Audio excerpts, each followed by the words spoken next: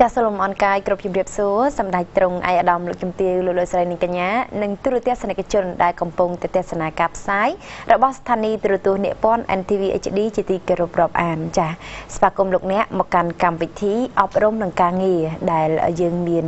ការផ្សាយជូនលោកលោកស្រីនៅក្នុងថ្ងៃនេះដែលយើងមានភ្ញៀវកិត្តិយសដែលជាលោកគ្រូនាយកប្រតិបត្តិនៃសាលាអន្តរជាតិ IU ចាដែលគាត់នឹងផ្ដល់ជូននៅព័ត៌មានសំខាន់ជុំវិញនឹងកម្មវិធីសិក្សារបស់សាលាអន្តរជាតិ IU ដែលគេហៅកាត់ថា IUIS ចាដូច្នេះនេះខ្ញុំក៏សូមបង្ហាញជូននៅវត្តមានវិក្កាមកិត្តិយសរបស់យើងនៅក្នុងកម្មវិធីនាពេលនេះតែម្ដងចាជម្រាបសួរលោកគ្រូចាជម្រាបសួរចាជាបឋមសូមលោកគ្រូអញ្ជើញណែនាំខ្លួនទៅកាន់ទស្សនិកជនដែលកំពុងទៅទស្សនាផងដែរចាសូមអញ្ជើញបាទជាបឋម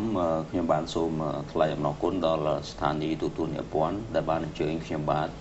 មកចូលរួមនៅក្នុងកម្មវិធីអប់រំនិងការងារនៅវេលាព្រឹកនេះហើយក៏សូមជម្រាបសួរដល់បងប្អូនទស្សនិកជនបាទក៏ដូចជាអាណាព្យាបាលរបស់សិស្សទាំងអស់ផងដែរដែលកំពុងតែតាមដានទស្សនានៅវេលានេះផងដែរបាទខ្ញុំបាទឈ្មោះងុតសុផលជានាយកប្រតិបត្តិនៃសាលារៀនអន្តរជាតិ IU បាទខ្ញុំបានសូមអនុញ្ញាតជម្រាបជូនអំពីបច្ចុប្បន្នភាពបាទនៃសាលារៀនអន្តរជាតិ IU របស់យើងខ្ញុំបាទបច្ចុប្បន្ននេះសាលារៀនអន្តរជាតិ IU កំពុងតែផ្ដល់ជូនបាទកម្មវិធីសិក្សាគ្រប់កម្រិតបាទចាប់ពីកម្រិតមត្តេយ្យរហូតដល់ថ្នាក់ទី12ហើយក៏ដូចជាកម្មវិធីសិក្សាភាសាអង់គ្លេសទូទៅផងដែរសប្តាហ៍ថ្ងៃនេះយើងមានក្មួយសិស្សានុសិស្សដែលគាត់កំពុងតែសិក្សាថ្នាក់មត្តេយ្យបាទទាំងភាសាខ្មែរនិងភាសាអង់គ្លេសហើយចំពោះថ្នាក់បឋមសិក្សាគឺក្មួយកំពុងតែសិក្សានៅក្នុងថ្នាក់ទី1ទី2ទី3ទី4និងទី5ហើយដល់ឡែកចំពោះថ្នាក់ភាសាអង់គ្លេសបាទក្រៅម៉ោងវិញគឺយើងកំពុងតែដំណើរការចំនួន5ថ្នាក់បាទគឺនៅក្នុងនោះគឺមានកម្រិត beginner នឹង2ថ្នាក់កម្រិត element នឹង2ថ្នាក់ហើយនិងកម្រិត pre intermediate នឹង1ថ្នាក់ដែលពួកគាត់កំពុងតែសិក្សាដោយសកម្មនិងយកចិត្តទុកដាក់បំផុតជាមួយនឹងលោកគ្រូដែលមានបទពិសោធន៍និងស្នាដៃការងារល្អនៅក្នុងការបង្រៀនផងដែរបាទចាអរគុណច្រើនលោកគ្រូចំពោះការសិក្សានៅទីនោះបើយើងនិយាយអំពីទស្សនវិជ្ជានៃបន្ទប់ការសិក្សាឬក៏យើងនិយាយថាបរិយាកាសក្នុងថ្នាក់រៀននិងជាពិសេសគេហៅថាសុខភាពជុំវិញសាលាវិញតើយ៉ាងណាដែរលោកគ្រូអាចជម្រាបជូនទៅដល់អាណាព្យាបាលដែលគាត់កំពុងតែទស្សនាឲ្យបានជ្រាបពីបញ្ហានេះបានដែរឬទេចា៎បាទសូមអរគុណសម្រាប់សំណួរល្អនេះបាទជាការពិតណាស់សាលារៀនអន្តរជាតិ IU គឺជាស្ថាប័នគ្រឹះស្ថានសិក្សាមួយបាទដែលមានលក្ខណៈស្តង់ដារបាទតាមបែបគ្រឹះស្ថានសិក្សាពិតប្រាកដដោយសារសាលារបស់យើងមានអគារធំបាទដែលអមទៅដោយបរិវេណស្អាតបាទមានបរិយាកាសល្អធំទូលាយដែលធ្វើឲ្យក្មេងៗបាទន័យថាសិស្សានុសិស្សក្មួយបងប្អូនហ្នឹងមានគេហៅថាអារម្មណ៍ល្អក្នុងការទទួលបាននៅខ្យល់អាកាសបរិសុទ្ធផងដែរហើយចំពោះនៅក្នុងថ្នាក់រៀនវិញបាទក៏ដូចគ្នាដែរគឺថាសិស្សានុសិស្សទាំងអស់ហ្នឹងគឺគាត់សិក្សាប្រកបទៅដោយផាសុកភាពដោយសារថ្នាក់រៀនរបស់យើងនឹងបំពាក់ទៅដោយម៉ាស៊ីនត្រជាក់ហើយនិងកម្រាលព្រំជិតតែធ្វើឲ្យក្មួយកុមារដែលរៀននៅក្នុងថ្នាក់មត្តេយ្យនិងថ្នាក់បឋមហ្នឹងគាត់មានអារម្មណ៍ល្អក្នុងការសិក្សាបាទហើយមួយវិញទៀតវាមានផលប្រយោជន៍សម្រាប់គាត់ក្នុងការធ្វើដំណើរក្នុងការលេងកម្សាន្តក្នុងការបំលាស់ទីផ្សេងនៅពេលដែលលោកអ្នកគ្រូគាត់ដាក់កិច្ចការងារឲ្យធ្វើអញ្ចឹងគាត់មិនយើងអត់ភ័យព្រួយក្នុងការដួលអីទេដោយសារសាលាគឺថាបំពាក់ទៅដោយកម្រាលព្រំដែលផ្ដល់ជូននៅផាសុកភាពបាទចានិងសុវត្ថិភាពសម្រាប់សិស្សចាសម្រាប់សិស្សចាក្រឡេកមកពីគេហៅថាបន្ទប់និងបរិយាកាសនៅពេលដែលល្អហើយចុះសម្រាប់គ្រូបង្រៀនវិញចាគ្រូបង្រៀនតើជាគ្រូបង្រៀនដែលគាត់មានលក្ខណៈសម្បត្តិបែបណាខ្លះដែរចំពោះសាលាដែលមុននឹងជ្រើសរើសគាត់ឲ្យមកធ្វើជាគ្រូបង្រៀននិយាយតាំងពីថ្នាក់មត្តេយ្យរហូតទៅដល់ថ្នាក់ទី6នេះ ចា បាទសូមអរគុណបាទនេះគឺជាសំណួរល្អមែនទែនហើយតកតងទៅនឹងលោកអ្នកគ្រូបាទខ្ញុំបាទសូមជម្រាបជូនដល់បងប្អូនទស្សនិកជនក៏ដូចជាអាណាព្យាបាលសិស្សទាំងអស់ឲ្យបានជ្រាបថាលោកគ្រូអ្នកគ្រូនៃសាលារៀនអន្តរជាតិ IU គឺគាត់បានឆ្លងកាត់នៅការសិក្សានៅខ្ពស់ហើយរួមជាមួយនឹងបទពិសោធន៍បាទវិជ្ជាជីវៈរបស់គាត់ក្នុងការបង្រៀនអញ្ចឹងនៅក្នុងសកម្មភាពនៃការបង្រៀនគាត់មិនត្រឹមតែផ្ដល់នៅវិធីសាស្ត្រល្អៗក្នុងការបង្រៀនប៉ុណ្ណោះទេគាត់ថែមទាំងជំរុញសិស្សឲ្យមានការខិតខំប្រឹងប្រែងរៀនសូត្រក៏ដូចជាលើកទឹកចិត្តសិស្សបាទនឹងអប់រំអំពីសិលធម៌សង្គមបាទដើម្បីឲ្យក្មួយបាទសិស្សានុសិស្សទាំងអស់គាត់ទទួលបានទាំងចំណេះដឹងទាំងសិលធម៌សង្គមដើម្បីជាប្រយោជន៍ឲ្យគាត់យកទៅបំពេញការងាររបស់គាត់សម្រាប់ថ្ងៃអនាគតផងដែរហើយលើកពីនេះទៅទៀតនៅក្នុងថ្នាក់ទី1ជាពិសេសថ្នាក់មត្តេយ្យនិងថ្នាក់បឋមហ្នឹងគឺសាលាមានរៀបចំគ្រូជំនួយនៅក្នុងហ្នឹង2នាក់ដើម្បីជួយបាទមើលនិងថែរក្សាកុមារក៏ដូចជាជំរុញឲ្យកុមារខិតខំប្រឹងប្រែងរៀនសូត្រពីព្រោះការអប់រំយើងត្រូវផ្សារភ្ជាប់ជាមួយនឹងការថែទាំគាត់តាមដានគាត់ដើម្បីឲ្យគាត់មានសកម្មភាពក្នុងការសិក្សានៅពេលដែលលោកអ្នកគ្រូដាក់កិច្ចការឲ្យគាត់ធ្វើនៅក្នុងថ្នាក់ជាពិសេសគឺក្មួយកុមារទួយនៅក្នុងថ្នាក់មត្តេយ្យបាទពីព្រោះគាត់នៅក្នុងកុមារភាពអញ្ចឹងគាត់ត្រូវការលើកទឹកចិត្តការជួយជ្រោមជ្រែងការមើលថែច្រើនដើម្បីឲ្យគាត់នឹងមានអារម្មណ៍ល្អនិងទឹកចិត្តឃ្លាវខ្លាបាទស្វាហាប់នៅក្នុងការសិក្សាផងដែរបាទចាអរគុណច្រើនលោកគ្រូចាស្ដាប់ទៅហាក់បីដូចជាគួរឲ្យគេហៅថាមានទំនុកចិត្តនៅក្នុងការសម្រេចចិត្តឲ្យកូនឬក៏បុត្រធីតានឹងគាត់ទៅធ្វើការសិក្សាប៉ុន្តែអ្វីដែលសំខាន់ក្នុងនាមជាអាណាព្យាបាលគាត់មុននឹងសម្រេចចិត្តឲ្យកូនទៅសិក្សានៅទីកន្លែងណាមួយនោះគឺឥឡូវនេះបើយើងនិយាយអំពីតម្លៃអីគាត់លែងសូវគិតថាវាថ្លៃឬថោកហើយសំខាន់គឺធ្វើម៉េចឲ្យតែកូនគាត់មានចំណេះដឹងពិតប្រាកដហើយនឹងគេហៅថាមានសុវត្ថិភាពព្រោះថាក្មេងជាទូទៅដូចថាចាប់ក្តាមដាក់ចង្អេអញ្ចឹងគាត់លពឹសហើយលោកគ្រូអញ្ចឹងបើចូលចិត្តលេងអញ្ចឹងបើសិនជាគ្រូតែម្នាក់ហើយសិស្សក្នុងមួយថ្នាក់ហ្នឹងវាច្រើនអ្នកអញ្ចឹងក៏វាបង្កហានិភ័យដែលធ្វើឲ្យកូនសិស្សមានគ្រោះថ្នាក់អីមួយព្រោះថាគ្រូអត់អាចគ្រប់គ្រងបានទេចាអញ្ចឹងនាងខ្ញុំចង់សួរទៅកាន់លោកនាយកវិញថាតើនៅក្នុងសាលាអន្តរជាតិ IU ដែលហៅកាត់ថា IUIS ក្នុងមួយថ្នាក់យើងផ្ទុកសិស្សប៉ុន្មានអ្នកហើយគ្រូប៉ុន្មានអ្នកដែរសម្រាប់ថ្នាក់មត្តេយ្យចាដែលជាស្តង់ដារសម្រាប់ការពារសុវត្ថិភាពជូនបងប្អូនកុមារាកុមារីចាបាទសូមអរគុណបាទជាការពិតណាស់ការអប់រំនិងការមើលថែកុមារគឺជាកត្តាសំខាន់មែនទែនដើម្បីផ្ដល់ភាពកក់ក្ដៅជូនដល់អាណាព្យាបាលរបស់សិស្សបច្ចុប្បន្ននេះនៅក្នុងថ្នាក់នីមួយៗនៃ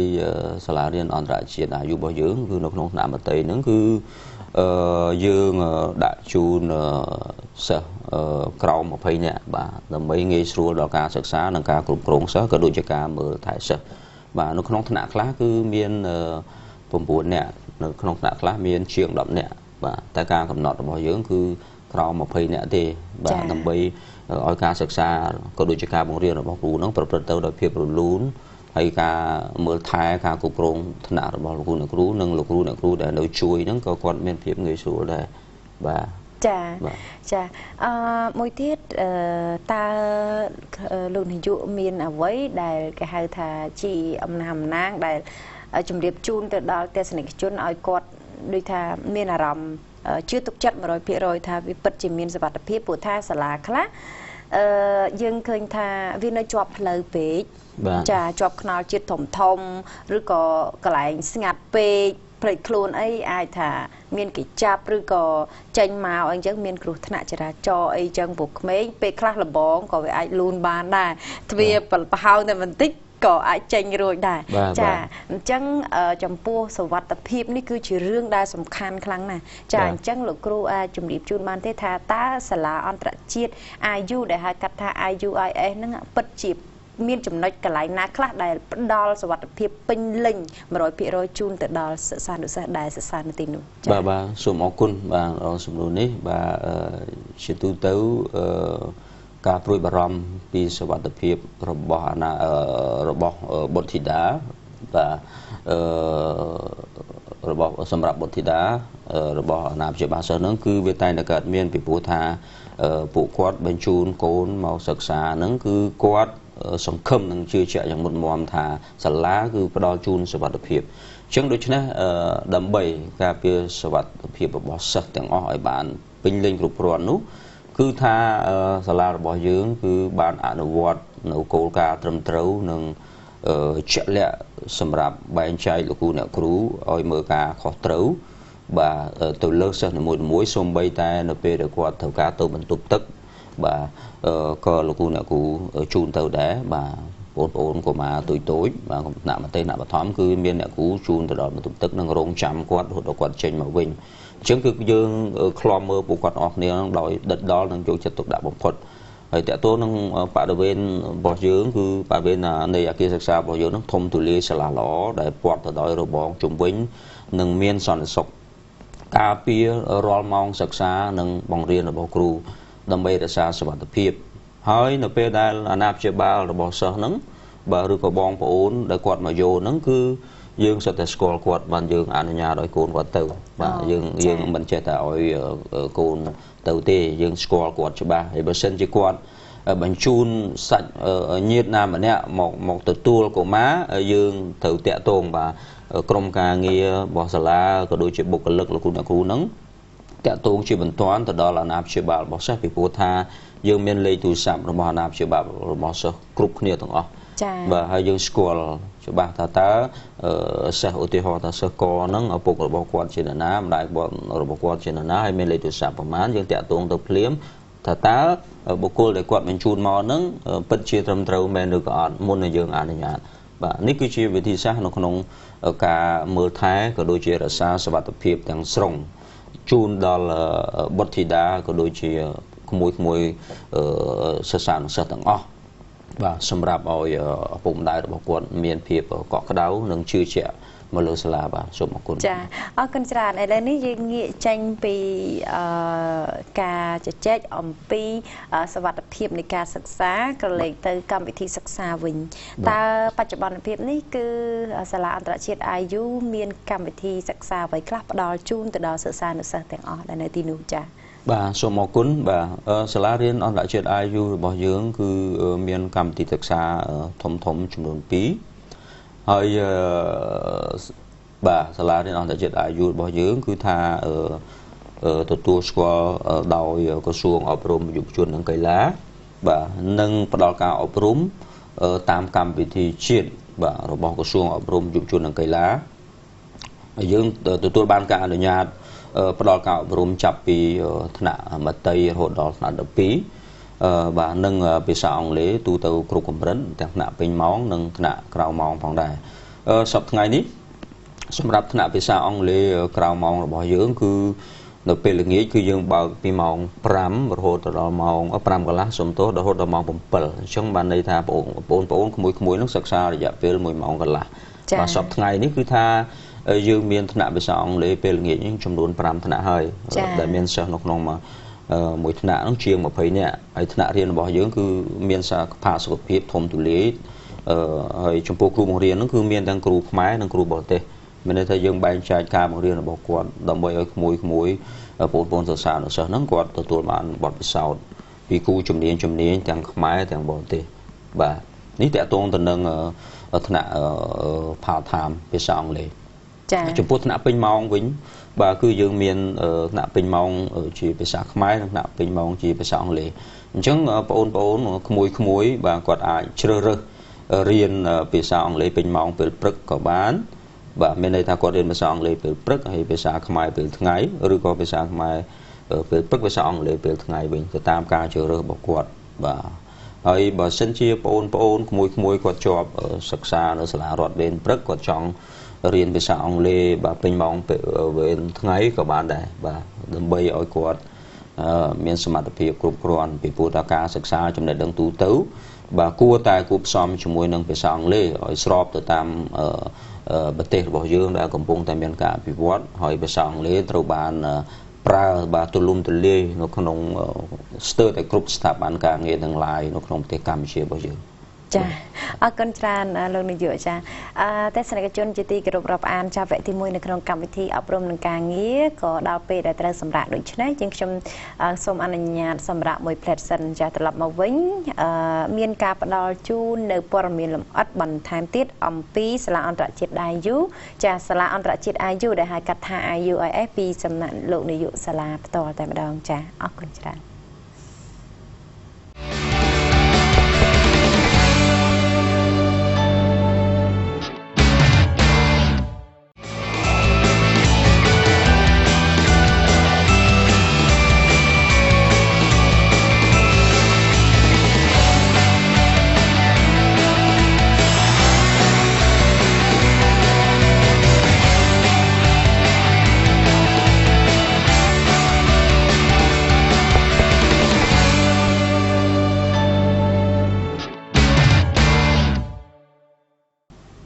អញ្ញាតស្វាគមន៍ទស្សនិកជនជាបន្តទៀតមកកាន់កម្មវិធីអប់រំនិងការងារចាវគ្គទី 2 ចាដែលនៅក្នុងវគ្គនេះលោកគ្រូចានាយកប្រតិបត្តិនៃសាលាអន្តរជាតិ IU ដែលហៅកាត់ថា IUIS លោកនឹងផ្ដល់ជូនអំពីគេហៅថាការវិវត្តឬក៏ការរីកចម្រើនរបស់សិស្សបន្ទាប់ពីការសិក្សានៅទីនោះចាដូច្នេះសូមអញ្ជើញលោកគ្រូជម្រាបជូនចាបាទសូមអរគុណហើយ ជាបន្តទៅទៀតនេះខ្ញុំបានសូមជម្រាបជូនបងប្អូនទស្សនិកជនទាំងអស់បាទអំពីការរីកចម្រើនរបស់សិស្សបន្ទាប់ពីការសិក្សាបាទអញ្ចឹងនៅក្នុងការអប់រំនៅសាលារៀនអន្តរជាតិ IU របស់យើងនេះគឺសាលាតែងតែយកចិត្តទុកដាក់បំផុតទៅលើការរីកចម្រើនដោយការតាមដានការសិក្សារបស់គាត់ ដើម្បីជម្រាបជូនដល់ឪពុកម្ដាយរបស់គាត់ឲ្យដឹងថាតើពីមួយខែទៅមួយខែគាត់ទទួលបានអីខ្លះរីកចម្រើនអីខ្លះអញ្ចឹងសាលាមានការវិតម្លៃរបស់សិស្សតាមរយៈកិច្ចការដែលគាត់ធ្វើជាប្រចាំជារៀងរាល់ថ្ងៃតាមរយៈបង្កើតជា quiz ហើយនឹងការប្រឡងប្រចាំខែហើយអញ្ចឹងយើងទទួលបានលទ្ធផលបាទពីសិស្សហើយយើងងាយស្រួលបាទក្នុងការឆ្នៃប្រឌិត សម្ភារៈបង្រៀនថែមទៀតរបស់គ្រូក៏ដូចជាជូនព័ត៌មានដល់ឪពុកម្ដាយរបស់គាត់ឲ្យគាត់ដឹងអំពីការរីកចម្រើនរបស់កូនគាត់ពីមួយខែទៅមួយខែបាទកន្លងមកយើងមើលឃើញបាទជាក់ស្ដែងឃើញថាសិស្សរបស់យើងទាំងថ្នាក់ពេញម៉ោងនិងក្រៅម៉ោងគាត់ទទួលបានការរីកចម្រើនច្រើននិងមានការគ្រប់គ្រងហើយសិស្សរបស់យើងកើនជាបន្តបន្ទាប់ពីមួយខែទៅមួយខែផងដែរបាទហើយបាទតកតងទៅនឹងសកម្មភាពក្នុងការបង្រៀនក្នុងថ្នាក់វិញគឺលោកគ្រូអ្នកគ្រូរបស់យើងទាំងអស់បាទនៅក្នុងសាលារៀនអន្តរជាតិ IU គាត់មានគំនិតច្នៃប្រឌិតគូផ្សំទៅដោយវិធីសាស្ត្របង្រៀនរបស់គាត់ក៏ដូចជាបទពិសោធន៍របស់គាត់នឹងធ្វើឲ្យសិស្សនឹងមានសកម្មភាពល្អៗក្នុងការរៀនដើម្បីបង្កើននៅគំនិតទេសរិះពិចារណារបស់គាត់ដោយសារគាត់មានឱកាសក្នុងពេលវេលាសម្រាប់ការធ្វើការងារជាក្រុមពិភាក្សាជជែកវែកញែកហើយដោយមានគ្រូបាទលោកគ្រូអ្នកគ្រូនោះគាត់ដាក់កិច្ចការងារឲ្យធ្វើនឹងដើរមើលគាត់តាមក្រុមនីមួយៗបាទនេះជាចំណែកមួយដ៏សំខាន់នៅក្នុងការសិក្សាដែលធ្វើឲ្យសិស្សនឹងឆាប់ដើរទៅរកការរីកចម្រើនលឿននឹងមានភាពវាងវៃក្លាហាននៅក្នុងការបញ្ចេញមតិគំនិតយោបល់នៅក្នុងតាមរយៈការនិយាយភាសាអង់គ្លេសបាទ ចាបច្ចុប្បន្ននេះតើសាលាអន្តរជាតិ IU ទទួលចង់និយាយថាកំពុងតែផ្ទុកសិស្សណាចាសិស្សដែលកំពុងតែរៀននៅទីនោះមានប្រមាណអ្នកហើយចាបាទសូមអរគុណសម្រាប់ថ្នាក់ part time ភាសាអង់គ្លេសយើងសប្តាហ៍ថ្ងៃនេះគឺយើងមានចំនួន 5 ថ្នាក់ហើយនៅក្នុងថ្នាក់នីមួយៗមានសិស្សជាង 20 នាក់អញ្ចឹងដូច្នេះថ្នាក់ part time ភាសាអង់គ្លេសរបស់យើងបច្ចុប្បន្ននេះបាទយើងមានសិស្សចំនួនជាងបាទ 90 នាក់ទៅហើយចំពោះថ្នាក់ពេញម៉ោងវិញយើងកំពុងតែដំណើរការចំនួន 6 ថ្នាក់ហើយនៅក្នុងនោះមានថ្នាក់មត្តេយ្យ 3 ថ្នាក់បាទថ្នាក់បឋមនឹង 3 ថ្នាក់បាទ ចាអញ្ចឹងសាលាអន្តរជាតិអាយុនេះយើងដំណើរការរហូតមកដល់ពេលនេះបើគិតជាឆ្នាំវិញតើបានប្រហែលឆ្នាំហើយដែរចាបាទសូមអរគុណបាទសាលារៀនអន្តរជាតិអាយុរបស់យើងនឹងគឺជាអ្វីត្បិតតែជាស្ថាប័នមួយ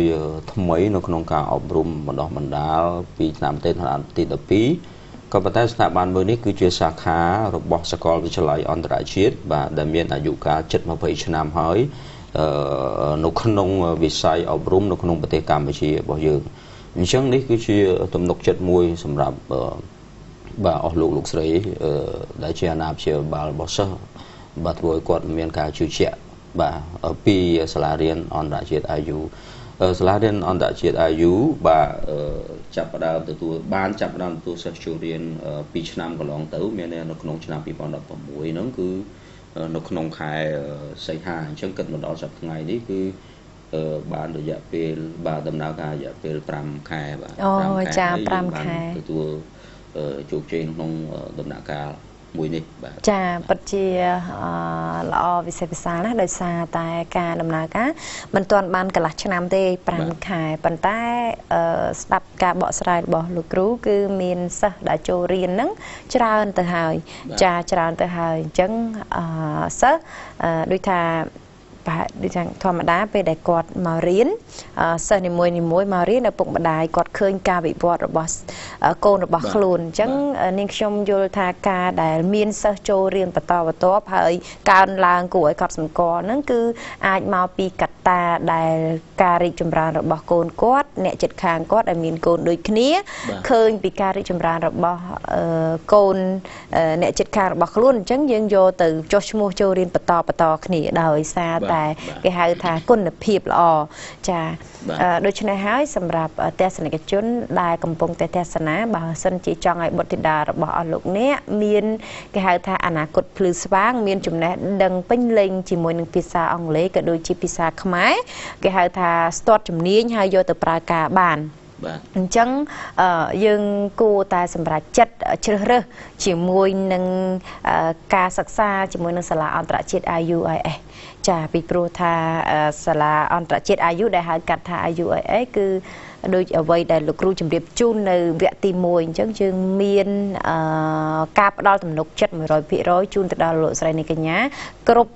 នេះគេហៅថាគ្រប់ដំណាក់កាលទាំងអស់ចាអរគុណច្រើនឥឡូវនេះនាងខ្ញុំសូមសួរទៅលោកគ្រូតាក់ទងទៅនឹងសកម្មភាពបង្រៀនរបស់គ្រូនិងសិស្សអំពីថ្នាក់ក្រៅម៉ោងវិញម្ដងចាបាទសូមអរគុណបាទសម្រាប់ថ្នាក់ក្រៅម៉ោងបាទភាសាអង់គ្លេសបាទខ្ញុំបាទសូមជម្រាបជូនបាទ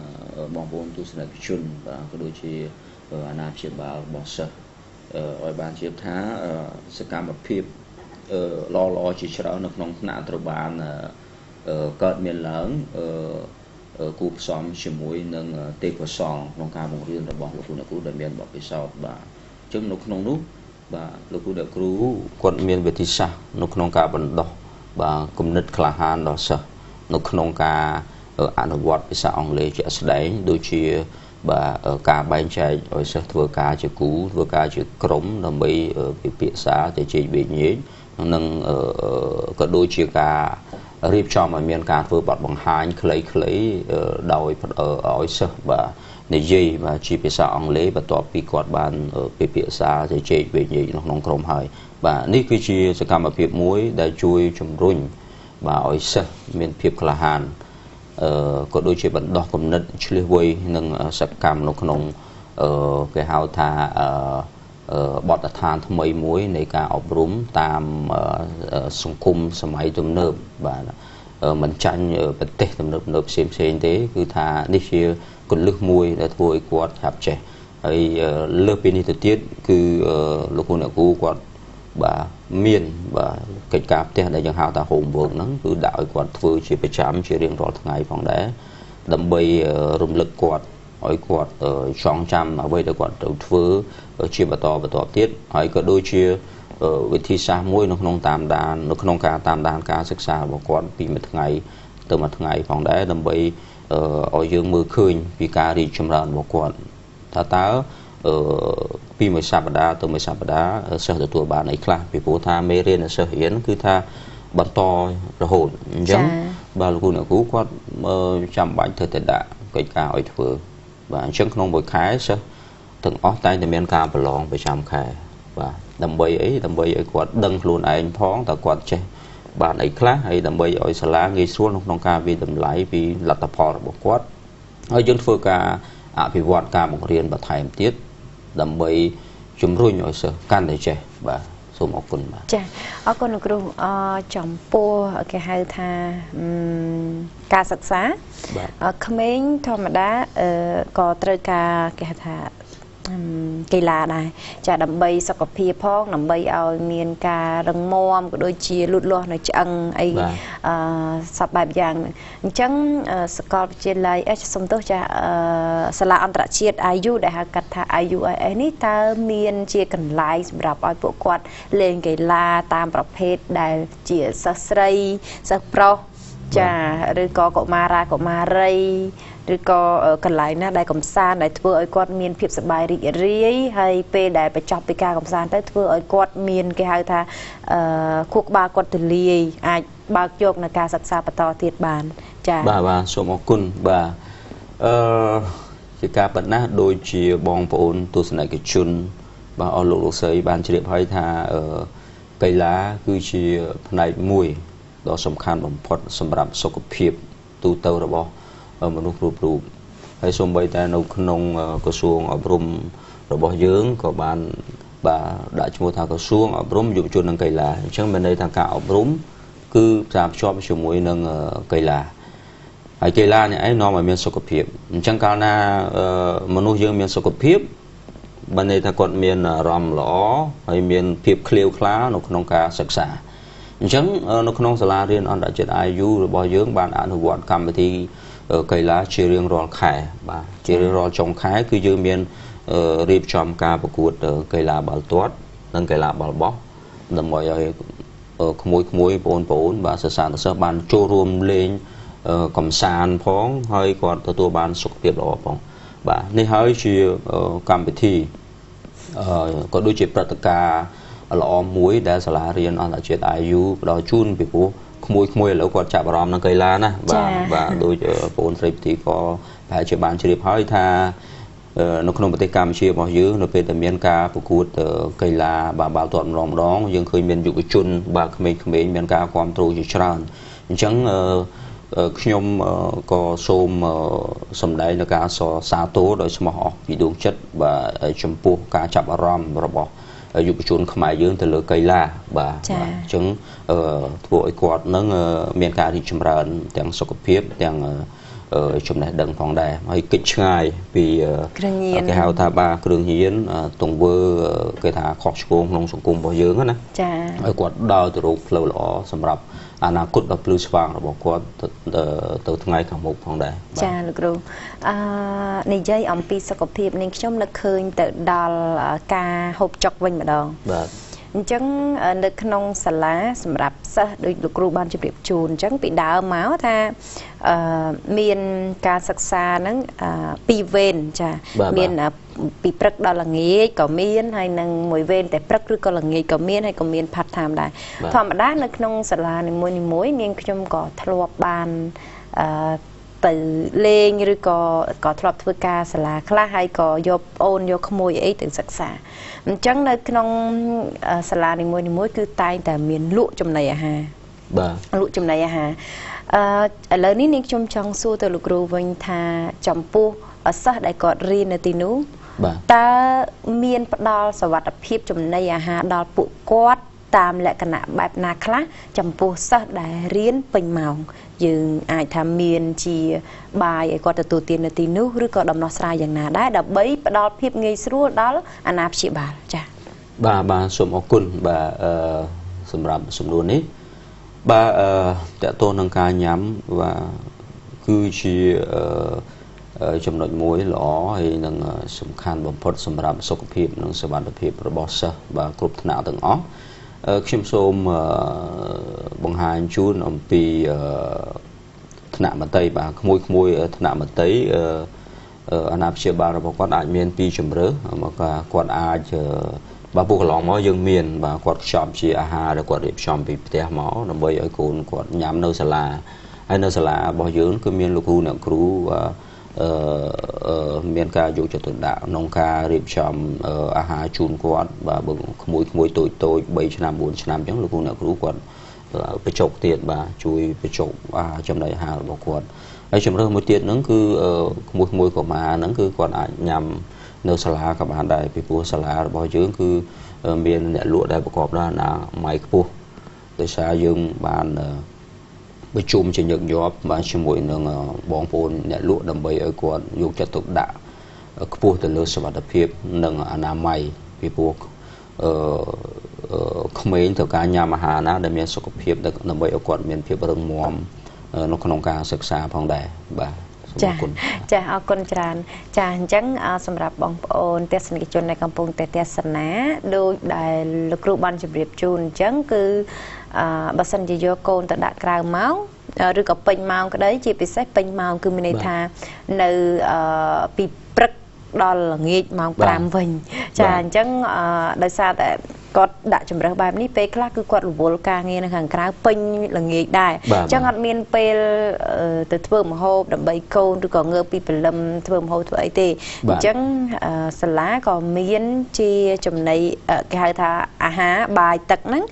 ចាដែលប្រកបដោយអនាម័យហើយតម្លៃសមរម្យមែនទេលោកគ្រូចាអញ្ចឹងហើយក៏មានលោកគ្រូអ្នកគ្រូបញ្ចុកដូចជាម្ដាយឪពុកដូចគ្នាផងដែរអញ្ចឹងសុវត្ថិភាពទាំងចំណីអាហារសុវត្ថិភាពទាំងការសិក្សាសុវត្ថិភាពគ្រប់យ៉ាងដែលមាននៅទីនោះចាអរគុណច្រើនឥឡូវនេះកម្មវិធីអប់រំនិងការងារនៅក្នុងវគ្គទី2នាងខ្ញុំក៏សូមអនុញ្ញាតពេលវេលាសម្រាប់មួយផ្លែតសិនចាត្រឡប់មកវិញនៅវគ្គទី3លោកគ្រូនឹងជម្រាបជូនអំពីសេវាកម្មនៅក្នុងការដឹកជញ្ជូនឬក៏គេហៅថាអាស័យដ្ឋានរបស់សាលាដែលមានទីតាំងនៅទីណាហើយទំនាក់ទំនងសួរព័ត៌មានលម្អិតបានតាមរយៈអ្វីដែរចាអរគុណសូមអនុញ្ញាតពេលវេលាសម្រាប់មួយផ្លែតសិន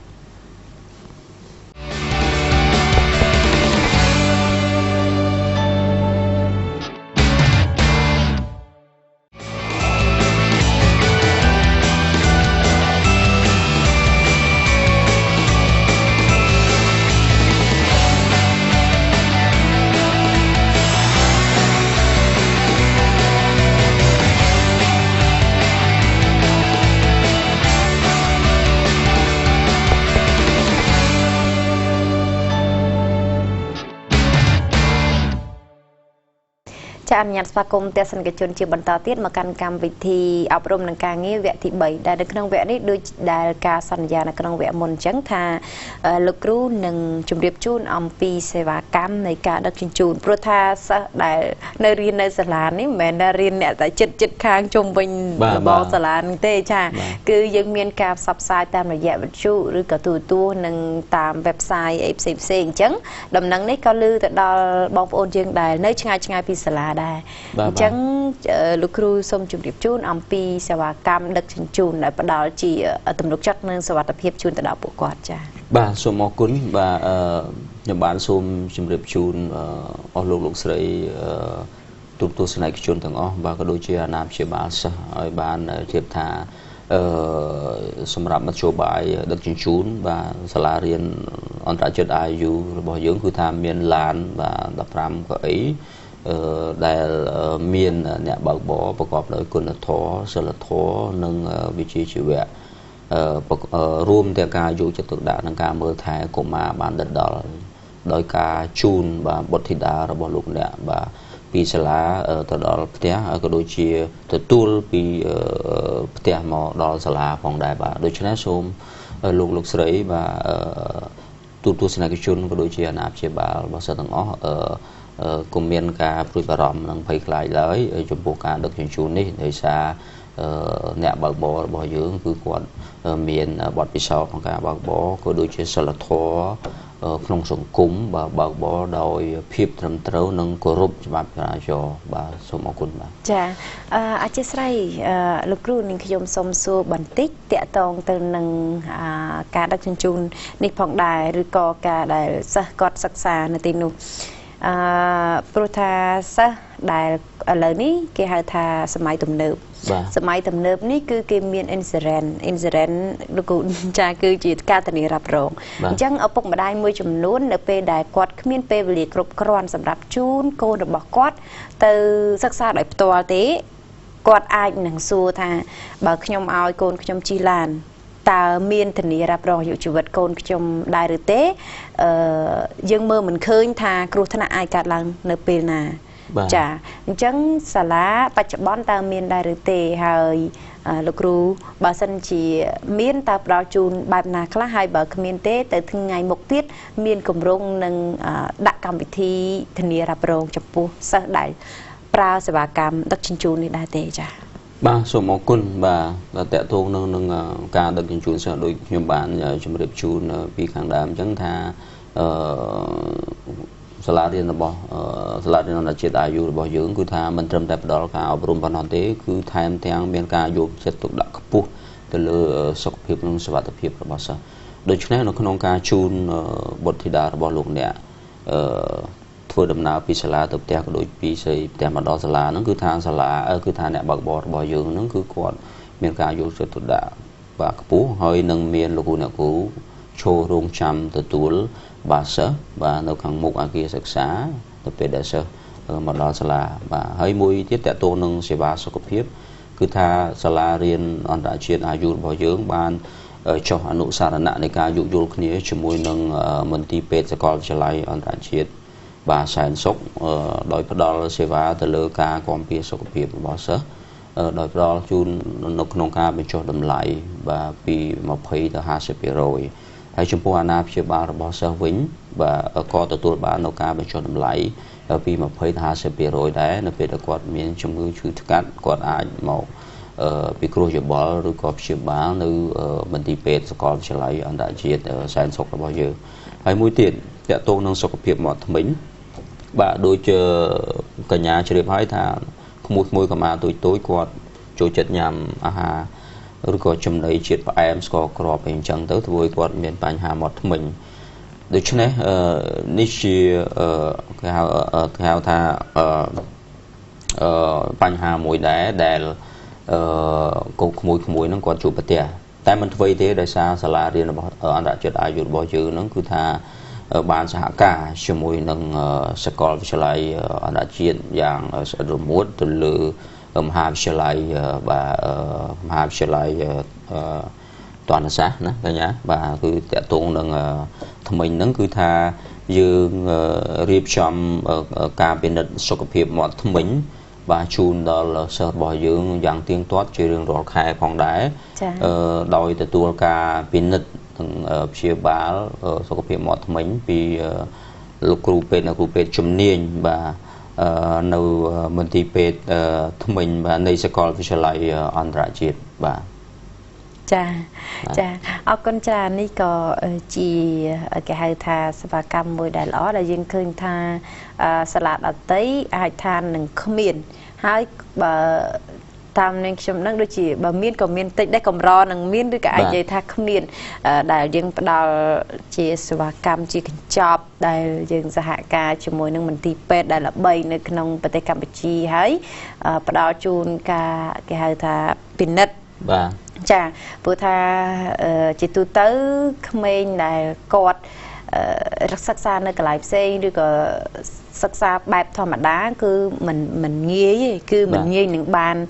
ទៅពិនិត្យសុខភាពមាត់ធ្មេញឬក៏សុខភាពផ្សេងទេទោះបីជាឪពុកម្ដាយក៏មិនងាយនឹងយកកូនទៅពិនិត្យដែរប៉ុន្តែនេះវាជាកម្មវិធីសិក្សារបស់សាលាដែលផ្ដល់ជូនចាអញ្ចឹងអាណាព្យាបាលគឺចំណេញសុខភាពនឹងហាក់បីដូចជាចំណេញថវិកាយ៉ាងច្រើនចំពោះបុត្រធីតាចាអរគុណច្រើនចាតកតងទៅនឹងវគ្គសិក្សាថ្មីតើបច្ចុប្បន្ននេះទៅថ្ងៃមុខនេះតើមានវគ្គសិក្សាថ្មីបន្តទៀតដែលយើងត្រូវចូលរៀននៅថ្ងៃណាហើយថ្នាក់អ្វីខ្លះដែរនៅក្នុងសាលា IUIS នេះចា៎បាទសូមអរគុណបាទតកតងនៅនឹងវគ្គសិក្សាបាទសាលារៀនអន្តរជាតិ IU របស់យើងគឺថាទទួលសិស្សចុះឈ្មោះចូលរៀនជារៀងរាល់ថ្ងៃសម្រាប់ថ្នាក់មត្តេយ្យបាទទាំងពេញម៉ោងទាំងក្រៅម៉ោងគឺថាសម្រាប់ថ្នាក់មត្តេយ្យនេះគឺយើង ទទួលក្មួយចាប់ពីអាយុបាទ2ឆ្នាំកន្លះរហូតដល់5ឆ្នាំបាទហើយមួយទៀតតើតើនឹងថ្នាក់ភាសាអង់គ្លេសក្រៅមកហ្នឹងសម្រាប់វគ្គសិក្សាថ្មីហ្នឹងគឺ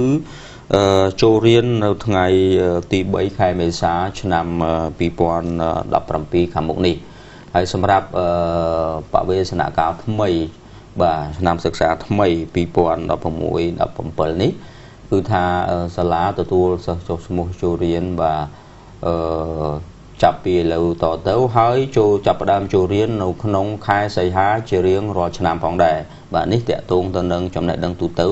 ពីថ្នាក់ទី1ដល់ថ្នាក់ទី12បាទខ្ញុំបានសូមជម្រាបជូនម្ដងទៀតថាជារៀងរាល់ឆ្នាំគឺថាសិស្សនៃសាលារៀនអន្តរជាតិ IU របស់យើងគឺចូលរៀននៅក្នុងខែសីហាដូច្នេះចាប់ពីឥឡូវនេះតទៅគឺសាលាទទួលចុះឈ្មោះចូលរៀនបាទហើយនឹងចាប់ផ្ដើមចូលរៀនថ្នាក់ចំណេះនឹងទូទៅនៅក្នុងខែសីហាបាទសូមអរគុណបាទចាអរគុណច្រើនចាទស្សនិកជនជាទីគោរពរាប់អានដែលកោតកំពុងតែទេសនាប្រកាសជាចាំស្ដាប់ហើយនឹងចង់ដឹងថាតើសាលាមានអាស័យដ្ឋាននៅកន្លែងណាដែរចាលោកគ្រូបាទចាអាស័យដ្ឋានទីតាំងរបស់សាលាបាទសូមអរគុណបាទខ្ញុំបានសូមជម្រាបជូនបងប្អូនទូរទស្សនិកជនដែលកំពុងតាមដានទស្សនានៅពេលនេះបាទក៏ដូចជាអាណាព្យាបាលរបស់សិស្សអំពីអាស័យដ្ឋានបាទទីតាំងតើសាលារៀនអន្តរជាតិអាយុរបស់យើងមានទីតាំងនៅទីណាខ្លះបាទនៅក្នុងរាជធានីភ្នំពេញបាទទីតាំងទី1សាលារៀនអន្តរជាតិ IU របស់យើងគឺបាទស្ថិតនៅក្នុងបាទអគារលេខ736ផ្លូវ1978ស្ថិតក្នុងសង្កាត់ភ្នំពេញថ្មីខណ្ឌសែនសុខបាទហើយទីតាំងមួយទៀតគឺស្ថិតនៅក្នុងភូមិសែនសុខសង្កាត់ក្មួយខណ្ឌសែនសុខដូចគ្នាក្នុងរាជធានីភ្នំពេញដូច្នេះ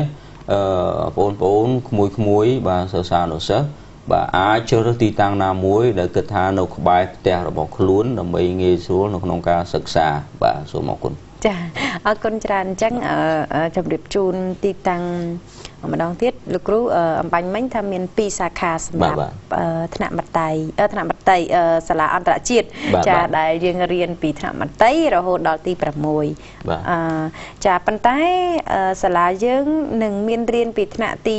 6បន្តទៅដល់ទី12ទៀតដែរឬក៏អត់ទេលោកគ្រូបាទជាទូទៅបាទដោយសារសាលាយើងទទួលបានការអនុញ្ញាតបាទនឹងទទួលស្គាល់ពីក្រសួងអប់រំយុវជននិងកីឡាចាប់ពីកម្រិតមត្តេយ្យសិក្សារហូតដល់ថ្នាក់ទី12អញ្ចឹងដូច្នេះការសិក្សាជាបន្តបន្ទាប់គឺយើងបញ្ជូនសិស្សរហូតដល់បញ្ចប់ការសិក្សាមានន័យថារហូតដល់គាត់បានប្រឡងបាក់ឌុបបាទបញ្ចប់ពីសមត្ថភាពចំណេះដឹងទូទៅរបស់គាត់នៅក្នុងថ្នាក់វិទ្យាល័យបាទដើម្បីឲ្យគាត់មានសមត្ថភាពក៏ដូចជាយកចំណេះដឹងដែលគាត់បានសិក្សានេះទៅបន្តនៅក្នុងថ្នាក់មហាវិទ្យាល័យសម្រាប់ចំណេះជំនាញរបស់គាត់នៅថ្ងៃអនាគតផងដែរបាទចាអញ្ចឹងបច្ចុប្បន្នភាពយើងដោយសារតែសាលាទៅសាខាថ្មីនេះទើបតែដំណើរការនៅចុងឆ្នាំ2016អញ្ចឹងហើយយើងទើបតែមានសិស្សដែលរៀនបច្ចុប្បន្នត្រឹមថ្នាក់ទី5ទេចាអញ្ចឹង2 3 4 5ឆ្នាំ4 10ឆ្នាំទៅមុខទៀតក៏យើងនឹងមានការសិស្សគាត់រៀនឡើងថ្នាក់ចាសិស្សគាត់រៀនឡើងថ្នាក់អញ្ចឹងយើងនឹងមានកម្មវិធីសិក្សារហូតដល់ថ្នាក់ទី12អញ្ចឹងហើយសម្រាប់សិស្សដែលគាត់កំពុងតែរៀននៅសាលារដ្ឋបើគាត់ចង់ផ្ទេរចូលមករៀននៅក្នុងសាលាយើងក៏យើងទទួលផងដែរបាទគឺយើងទទួលបាទចាចំណែកសិស្សដែលគាត់កំពុងតែរៀននៅសាលាយើងហើយគាត់បន្តទៅកម្រិតមួយទៀតមិនដែលគាត់ឡើងថ្នាក់ចាហើយបើសិនជាឧទាហរណ៍ថាគាត់ត្រូវដូរទីតាំងទៅរៀនដូរទីលំនៅឋានទៅរៀននៅខេត្តអីក៏គាត់អាចវេចេញពីសាលាឯកជនរបស់យើងទៅរៀនសាលារដ្ឋវិញបានផងដែរបាទដូចគ្នាដោយសារស្ថាប័នទាំងពីរទាំងរដ្ឋទាំងឯកជនគឺយើងធ្វើការសហការរួមគ្នាដើម្បីលើកកម្ពស់វិស័យអប់រំនៅក្នុងប្រទេសកម្ពុជាហើយយើងស្ថិតនៅក្រោមក្រសួងអប់រំយុវជននិងកីឡាតែមួយដូចគ្នាចាចាសាលាអន្តរជាតិ IU ដែលហៅកាត់ថា IUAS មានគម្រោងនឹងបង្កើតសាខាថ្មីជាបន្តទៀតនៅតាមបណ្ដាខេត្តក្រុងដែរទេខេត្តផ្សេងចាក្រៅពីភ្នំពេញបាទល្អបាទសំណួរនេះបាទសាលារៀនអន្តរជាតិ IU របស់យើងបាទគឺថាមានគម្រោងនឹង បង្កើតសាខាថ្មីបន្តទៅទៀតបាទនៅពេលដែលមានកំណើនសិស្សបាទកាលឡើងក៏ដូចជាទទួលបាននៅការគ្រប់គ្រងបាទពីសំណាក់អាណាព្យាបាលរបស់សិស្សដើម្បីបន្តពង្រឹងបាទគុណភាពអប់រំហើយក៏ដូចជាការបង្កើតនៅធនធានមនុស្សនៅក្នុងប្រទេសកម្ពុជាដែលជាកត្តានេះឯងគឺជាទង្វើមួយក្នុងការរួមចំណែកអភិវឌ្ឍប្រទេសជាតិផងដែរនៅពេលដែលយើងមានធនធានមនុស្សច្រើនចាអរគុណលោកគ្រូសម្រាប់បងប្អូនយើងដែលគាត់ព្រោះថាកម្មវិធីនេះជាកម្មវិធីដែលគាត់ទស្សនាអត់មានឱកាសដើម្បីហៅទូរស័ព្ទចូលរួមឲ្យសួរទេអញ្ចឹងគាត់ប្រកាសជាមានអ្វីដែលឆ្ងល់ខុសពីដែលនាងខ្ញុំសួរទៅលោកគ្រូចាអញ្ចឹងសូមលោកគ្រូផ្ដល់ជូននៅលេខទូរស័ព្ទដែលអាចគេហៅថា call សួរព័ត៌មានផ្សេងៗបានចាបាទសូមអរគុណបាទសូមជម្រាបសួរម្ដងទៀតដល់បងប្អូនទូរទស្សនិកជនក៏ដូចជាអាណាព្យាបាលរបស់សិស្សទាំងអស់បាទប្រសិនបើមានការចាប់អារម្មណ៍ក្នុងការបញ្ជូនបុត្រធីតារបស់លោកអ្នកមកសិក្សានៅសាលារៀនអន្តរជាតិអាយុរបស់យើងបាទសូមតាក់ទងមកលេខទូរស័ព្ទបាទចំនួន2ខ្សែដែលខ្ញុំបាទនឹងហៅជូនក្នុងពេលឥឡូវនេះបាទខ្សែទី1គឺ069 91 77 និង 88បាទហើយមួយខ្សែទៀតគឺ070 81 66 និង 77បាទសូមខលមកយើងខ្ញុំបាទនៅពេលណាក៏បានក្នុងម៉ោងការងារចាប់ពីម៉ោង7ព្រឹករហូតដល់ម៉ោង6ល្ងាចបាទនៅពេលនោះសហការីរបស់យើងខ្ញុំនឹងផ្ដល់ជូននៅព័ត៌មានលម្អិតបន្ថែមទៀតតាក់ទងទៅនឹងពេលវេលានៃការសិក្សាក៏ដូចជាកម្មវិធីនៃការសិក្សាជម្រាបជូនដល់អស់លោកស្រីផងដែរបាទសូមអរគុណចាពីម៉ោង7ព្រឹកដល់ម៉ោង6ល្ងាចចាប់ពីថ្ងៃណាដល់ថ្ងៃណាដែរលោកគ្រូបាទតាក់ទងទៅនឹងម៉ោងការងាររបស់យើងនៅសាលារៀនអន្តរជាតិ IU គឺថាបុគ្គលិករបស់យើងធ្វើការងារពីថ្ងៃច័ន្ទដល់ថ្ងៃសៅរ៍បាទលោកគ្រូអ្នកគ្រូរបស់យើងក៏គាត់បង្រៀនពីថ្ងៃច័ន្ទដល់ថ្ងៃសៅរ៍ដែរបាទដូច្នេះនៅក្នុងម៉ោងនេះនៅក្នុងថ្ងៃនេះគឺអស់លោកស្រីអាចទំនាក់ទំនងមកពេលណាក៏បានដែរនៅពេលនោះឯងសហការីរបស់យើងបាទនឹងផ្ដល់ព័ត៌មានបាទលម្អិត